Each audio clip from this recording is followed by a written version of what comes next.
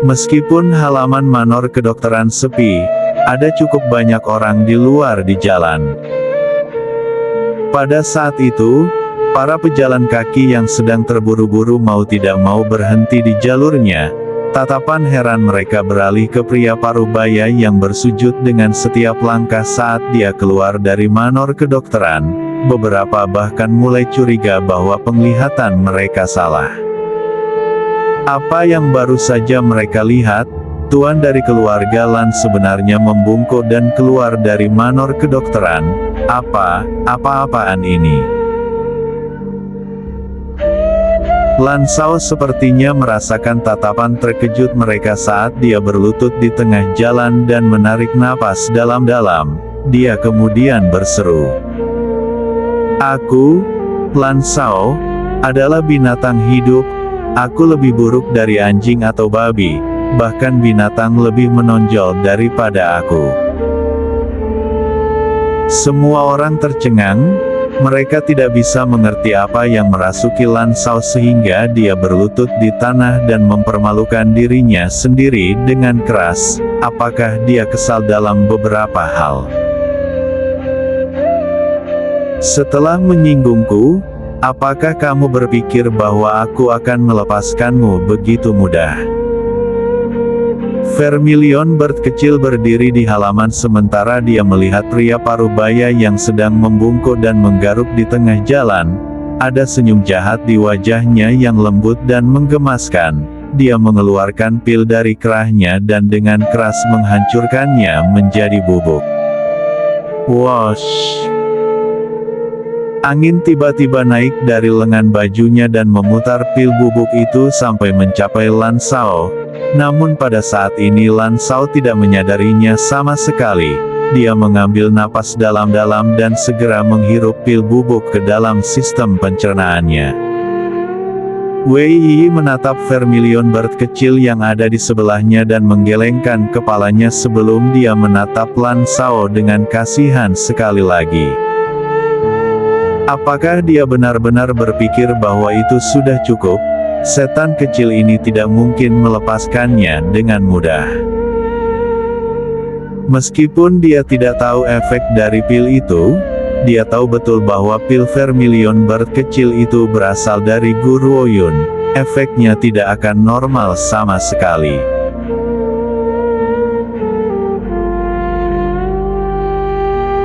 "Bantu aku berdiri." Mata Lan Shao tenggelam saat dia mengangkat tangannya dan memerintahkan orang di belakangnya untuk membantunya.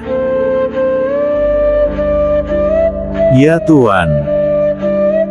Penjaga di belakangnya dengan cepat mencoba membantu Lan Shao berdiri, namun sebelum dia bisa menyentuh Lan Shao, embusan angin menghantam dada penjaga itu dengan bunyi gedebuk. Sebuah tawa keras kemudian meledak ke udara.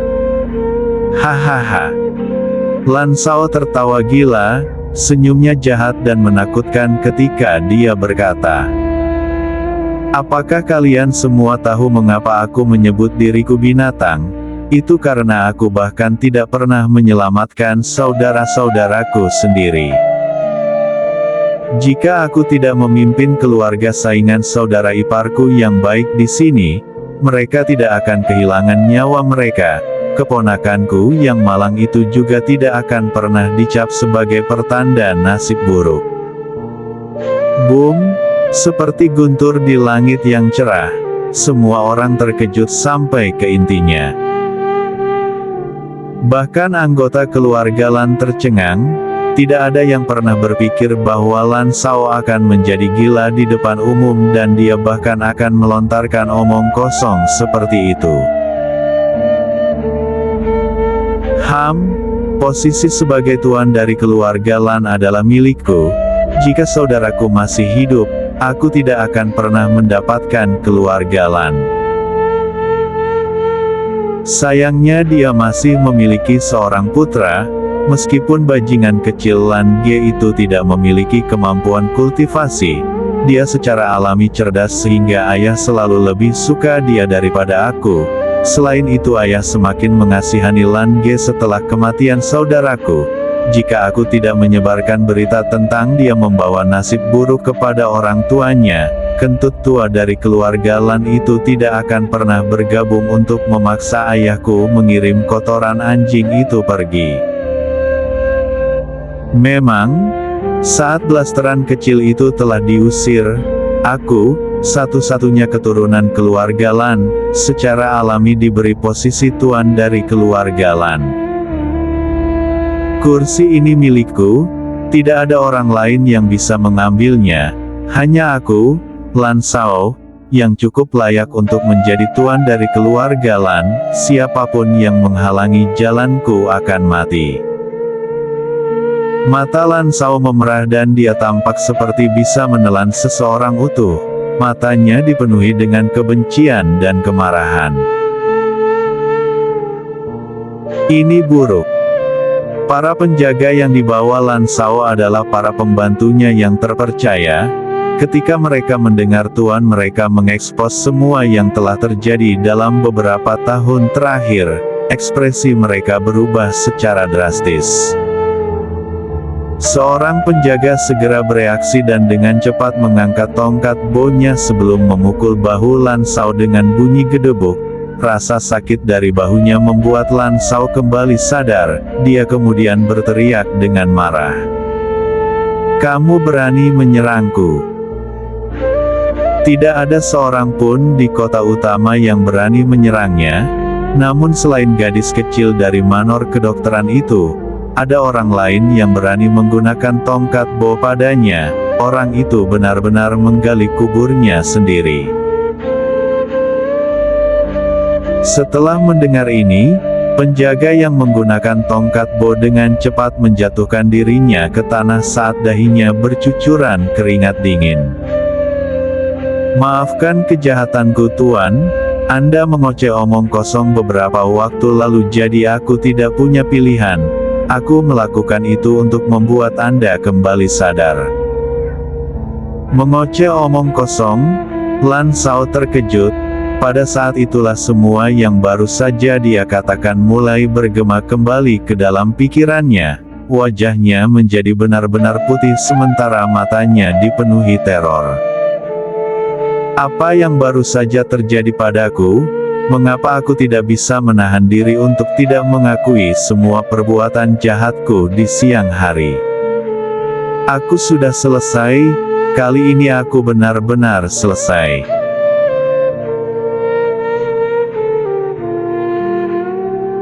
Cek. Aku tidak pernah berpikir bahwa Lan Shao akan melakukan begitu banyak perbuatan jahat. Vermilion Bird kecil menggelengkan kepalanya, namun wajah kecilnya yang menggemaskan jelas menikmati bencananya.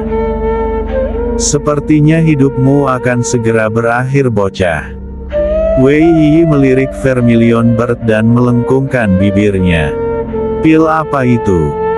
Vermilion Bird mengerucutkan bibirnya saat dia menjawab. "Belum lama ini Tuan telah memurnikan pil ini. Ketika pil ini dikonsumsi, orang itu akan kehilangan kesadaran dan mengakui setiap perbuatan jahat yang pernah mereka lakukan selama beberapa tahun terakhir. Yang paling menakutkan adalah ketika mereka bangun, mereka akan mengingat semua yang mereka katakan." Pada saat itu, dia berkedip saat senyumnya semakin jahat.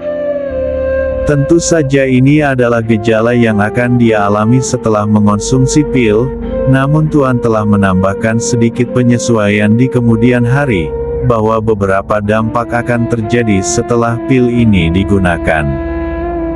"Dampak?" Wei Yi gemetar dan bertanya dengan curiga. "Akibat dari pil ini adalah mulai sekarang Lan Shao tidak akan pernah bisa berbohong. Jika dia berbohong, dia akan menderita penderitaan karena jiwanya tercabik-cabik." 3 garis hitam langsung muncul di dahi Wei Yi. Berdasarkan pemahamannya tentang karakter Guru Ouyun, dia adalah orang yang bijaksana. Apa yang menyebabkan dia benar-benar meneliti dan memproduksi pil seperti ini? Namun yang tidak disadari Wei Yi adalah bahwa Guru Ouyun tidak berniat meneliti pil seperti ini. Apa yang awalnya ingin ditemukan Guru Ouyun adalah sumber daya alternatif untuk mempercepat efek pil. Namun karena eksperimennya gagal, itu menghasilkan hasil yang gagal ini. Tentu saja jika anggota kota pertama mengetahui bahwa Guru Ouyun dapat memurnikan pil tanpa mengikuti formula pil, mereka akan menjadi sensasi.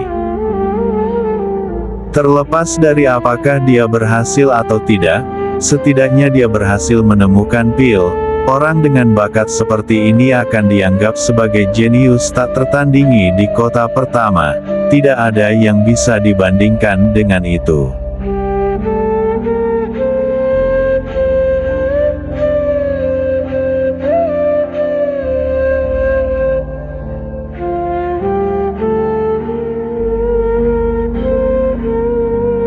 Di kediaman keluarga Lan, seorang lelaki tua sedang duduk di lantai ruang kultivasi. Matanya tidak lagi membawa kebajikan awal mereka, sebaliknya, mereka sekarang tajam, dingin, dan jauh. Lan Shao, apakah kamu benar-benar menyebabkan kematian adik laki-laki dan ipar perempuanmu? Lan Shao menggigil hebat saat merasakan kemarahan yang menggelegak di hati lelaki tua itu. Ayah, aku telah dijebak. Begitu dia mengucapkan kata-kata itu, tubuh Lan Shao mulai bergetar. Dia merasa seolah-olah ada tangan yang merobek jiwanya dan itu sangat menyakitkan sehingga dia tersentak. Wajahnya kemudian menjadi pucat. Pria tua itu tidak memperhatikan ekspresi aneh di wajah Lan Shao dan terus berbicara dengan wajah tua yang cekung. Bisakah kamu menjelaskan kepadaku apa yang kamu maksud ketika kamu mengatakan hal-hal itu? Dia bertanya dengan dingin. Ayah, aku juga tidak tahu.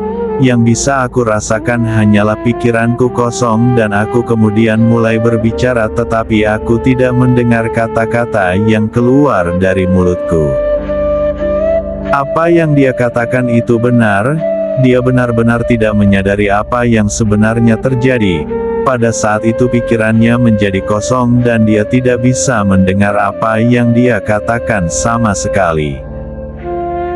Karena itu, ketika dia memberikan penjelasan itu, penderitaan yang merobek jiwa itu tidak muncul. Aku tahu. Tiba-tiba mata Lan Shao berbinar, dia kemudian berbicara dengan marah. Anggota manor kedokteran pasti telah melakukan ini. Tuan manor kedokteran adalah ahli pil sehingga dia harus memiliki pil lain di tangan. Mungkin mereka telah menggunakan pil untuk mengendalikanku dan membuatku mengatakan apa yang ingin mereka dengar. Ayah, aku benar-benar telah dijebak. Bagaimana aku bisa begitu kejam untuk membantai saudaraku sendiri? Lan Shao tidak merasakan sesuatu yang aneh, tetapi menjelang akhir, penderitaan yang merobek jiwa muncul sekali lagi. Itu sangat menyakitkan sehingga dia hampir mengerang. Mengapa? Mengapa semuanya normal ketika aku mengatakan yang sebenarnya, tetapi ketika aku berbohong, aku akan menderita penderitaan karena jiwaku terkoyak. Lan Shao menggertakkan gigi memikirkan hal itu dan memaksakan erangan itu kembali ke tenggorokannya. Manor kedokteran. Orang tua itu terdiam, suaranya tidak lagi membawa jarak sedingin es. Apa yang sedang terjadi? Aku juga tidak tahu. Seluruh keberadaan Lan Shao dipenuhi dengan kesedihan. Aku hanya ingin meminta bertemu dengan guru besarku tetapi aku tidak pernah berharap bawahannya menjadi begitu sombong. Mereka tidak hanya memandang rendah keluarga Lan, mereka bahkan ingin keluarga Lan menyerahkan setengah dari harta kita sebelum mereka menyampaikan pesanku kepadanya. Rasa sakit yang luar biasa muncul di tubuh Lan Shao sekali lagi. Itu sangat menyiksa sehingga dia mulai gemetar terus-menerus. Wajahnya kini seputih selembar kertas. Ternyata dia tidak bisa berbohong. Setiap kali dia berbohong, dia akan menderita penderitaan ini. Namun dia tidak punya pilihan selain menahannya untuk saat ini. Dia tidak bisa membiarkan ayahnya memperhatikan keanehan apapun. Bawahannya ingin keluarga Lan menyerahkan setengah dari harta kita. Tanya lelaki tua itu sambil mengangkat kepalanya dan menghadap Lan Shao dengan ekspresi tak terbaca di matanya. Lan Shao menggertakkan giginya dengan keras dan meludahkannya dengan paksa. Ya, aku mengerti, kamu boleh pergi. Pria tua itu dengan lembut menutup matanya dan menjawab dengan putus asa. Aku akan mengurus masalah di manor kedokteran, kamu bisa melupakan masalah ini. Ya ayah. Lan Shao akhirnya menghela nafas lega, dia kemudian bergabung dengan tinjunya untuk berpisah sebelum meninggalkan ruangan.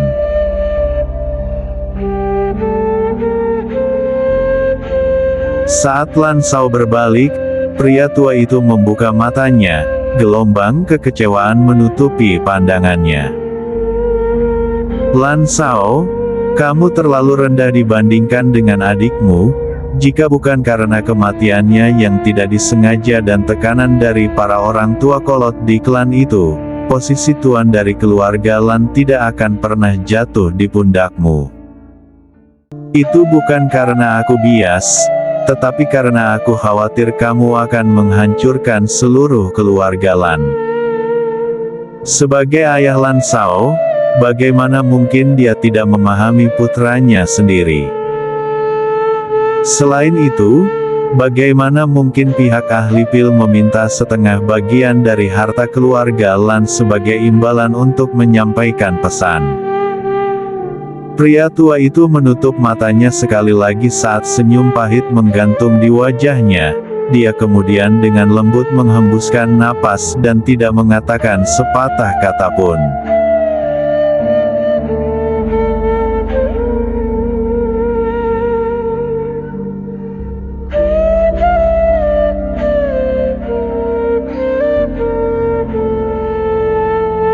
Selama beberapa hari terakhir, seluruh kota utama telah ramai dengan kegembiraan yang tak tertandingi.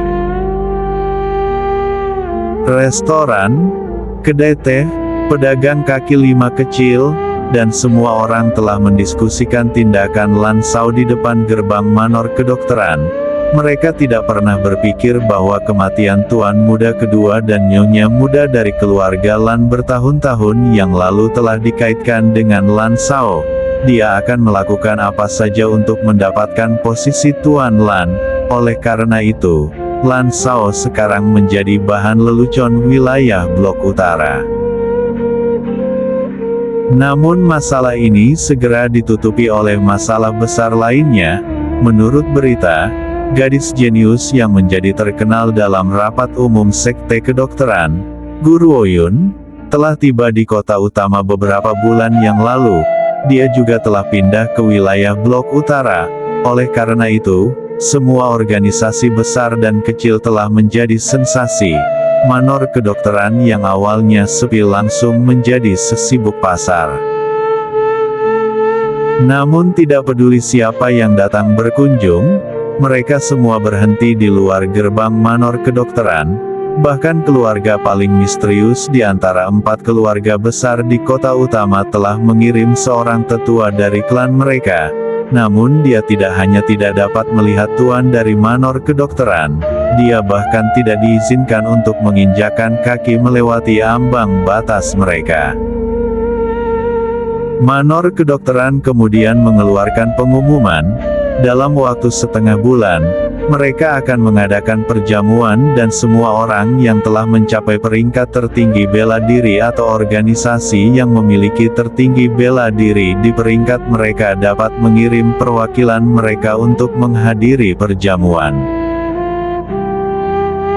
Di wilayah Blok Utara, jumlah organisasi yang memiliki tertinggi bela diri di jajaran mereka tidak sedikit. Oleh karena itu, banyak organisasi mulai membuat persiapan mereka. Adapun mereka yang tidak memiliki kekuatan yang cukup, mereka hanya bisa menonton dengan iri ketika keluarga lain menerima undangan mereka. Bagaimanapun, tuan dari Manor Kedokteran adalah ahli pil yang merupakan eksistensi yang diinginkan banyak orang. Bahkan para pembudidaya kota pertama tidak mungkin menutup mata terhadap ahli pil. Di seluruh wilayah Blok Utara, hanya keluarga Jiang dan keluarga Gu yang tidak menunjukkan tanda-tanda pergerakan. Yang lain tidak bisa tidak bertanya-tanya apa yang sedang dilakukan kedua keluarga itu. Mungkinkah mereka sama sekali tidak tertarik pada ahli pil? Tentu saja, yang tidak mereka ketahui adalah bahwa Guru Woyun, yang telah mereka naikkan ke status dewa, sekarang berada di kediaman keluarga Jiang, bermain catur dengan dua orang tua kolot. Haha, Pak Tua Gu, kamu kalah. Pak Tua Jiang tertawa terbahak-bahak, tawanya yang cerah dan jernih bergema di setiap sudut halaman keluarga Jiang sebelum dia melanjutkan. Karena kamu kalah dari gadis Gu, kamu bisa minggir. Sekarang giliranku. Pak Tua Gu tersenyum dan menoleh ke arah Guru Woyun, berkata, Gadis Gu, aku tidak pernah berpikir bahwa kamu tidak hanya sangat berbakat, kamu juga pandai catur. Sayangnya tidak ada laki-laki di keluarga Gu, kalau tidak, aku benar-benar ingin menculikmu kembali ke kediaman keluarga Gu.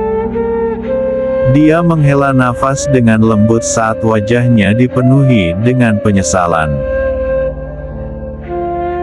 Ngomong-ngomong gadis Gu, kurasa aku belum menjelaskan situasi keluarga Gu padamu. Hanya ada satu keturunan dalam keluarga Gu, yaitu cucu perempuanku, Gulan. Cucu perempuanku ini selalu menjadi semangat eksentrik sejak usia muda. Dia selalu mendapat masalah, dan di samping itu, karena dia seorang wanita, dia tidak bisa mewarisi keluarga Gu. Pak Tua Gu menghela nafas putus asa. Oleh karena itu para tetua keluarga Gu berdiskusi dan memutuskan bahwa keluarga Gu harus membentuk aliansi pernikahan dengan keluarga Jiang.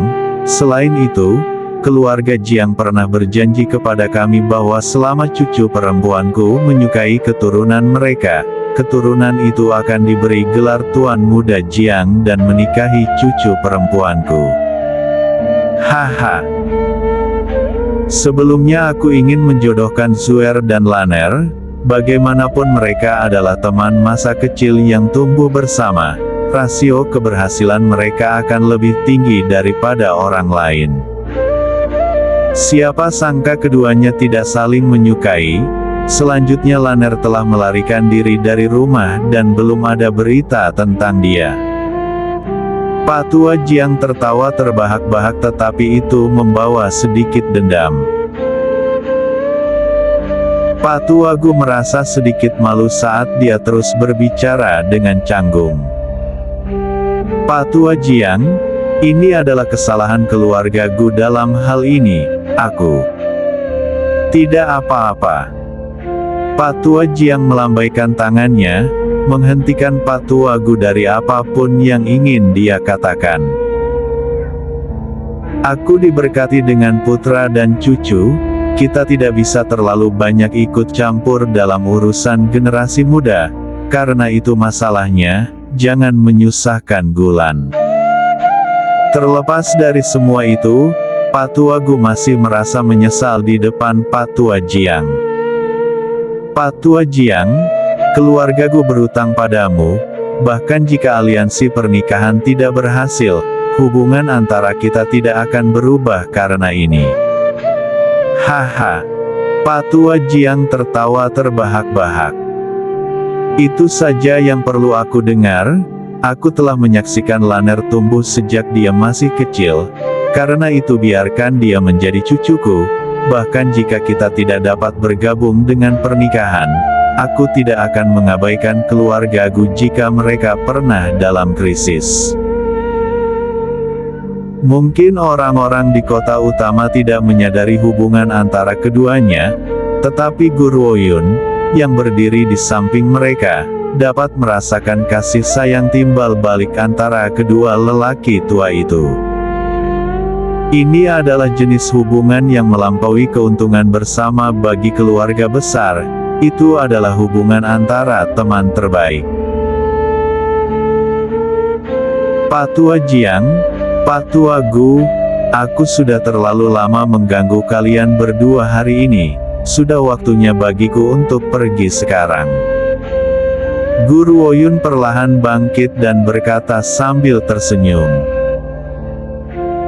Ngomong-ngomong, aku tinggal di Manor Kedokteran saat ini, namun aku baru saja mengumumkan bahwa aku tidak akan menerima pengunjung untuk paruh bulan berikutnya. Jika ada sesuatu yang kalian butuhkan dariku, aku akan mengunjungi kalian berdua di sini sebagai gantinya. Baiklah. Pak Tua Jiang mengangguk sebelum bangkit berdiri, berkata, aku akan meminta Wen Yan untuk mengantarmu di jalan. Tidak perlu. Guru Oyun mengguncangnya saat dia menjawab dengan lembut. Di kota utama, keluarga bangsawan besar memiliki banyak mata dan telinga. Jika Wen Yan mengantarnya pergi, dia akan menarik banyak perhatian. Guru Oyun tidak lagi menunggu saat dia langsung keluar dari halaman.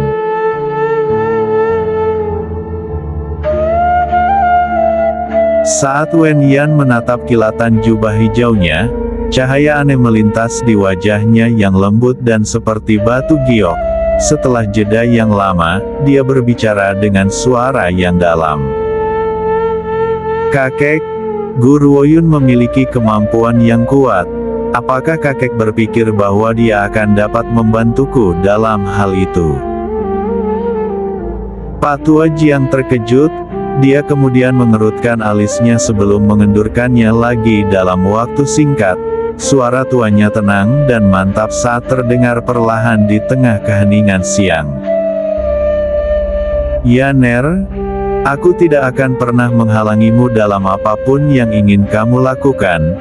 Namun aku perlu memperingatkanmu bahwa gadis Gu sangat cerdas. Jika kamu ingin menggunakannya, dia akan mengetahuinya dengan sangat cepat. Lagi pula aku sudah lama tidak berinteraksi dengan gadis kecil ini, tapi aku tahu standar formalitasnya. Jika kamu berteman dengannya dengan sepenuh hati, dia akan membalasmu 10.000 kali lipat. Namun, jika kamu bahkan memiliki sedikit pun motif tersembunyi, kamu bisa melupakan untuk mendapatkan kepercayaannya lagi selama sisa hidupmu. Wen Yan dengan lembut mengangkat kepalanya, matanya kemudian beralih ke sosok Guru Oyun yang menghilang dan tatapannya tidak lagi menunjukkan kelembutan yang tenang. Semua yang ada di tempatnya adalah ketenangan berkepala dingin. Aku mengerti. Namun Wen Yan menurunkan kelopak matanya, melindungi cahaya di matanya, suaranya tampaknya melampaui semangatnya, mencapai telinga Tianqi. Tianqi, jika aku tidak menyia-nyiakan usaha atau strategi untuk balas dendamku, maukah kamu membantuku? Semua hening dalam jiwanya selama beberapa detik, sebelum suara lembut seorang wanita terdengar. Tuan, tidak masalah bagiku apakah Anda manusia atau iblis. Sejak aku mulai mengikuti Anda adalah orang yang telah aku janjikan kesetiaanku. Bahkan jika Anda adalah iblis di mata dunia, Anda akan selalu tetap sebagai pemuda yang ramah, anggun, seperti batu giok di hatiku. Dalam hidup ini, aku pasti akan memotong jalanku melalui onak dan duri dengan Anda dan mengukir jalan yang dipenuhi sinar matahari. Wen Yan tersenyum, senyum itu penuh kehangatan, namun matanya masih berisi tatapan dingin yang tidak bisa dilebur. Sudah diputuskan, bahkan jika aku harus menjadi perwujudan iblis, aku akan membalas dendam tanpa membuang usaha atau strategi apapun, bahkan jika aku harus memanfaatkan orang-orang tertentu yang seharusnya tidak aku gunakan.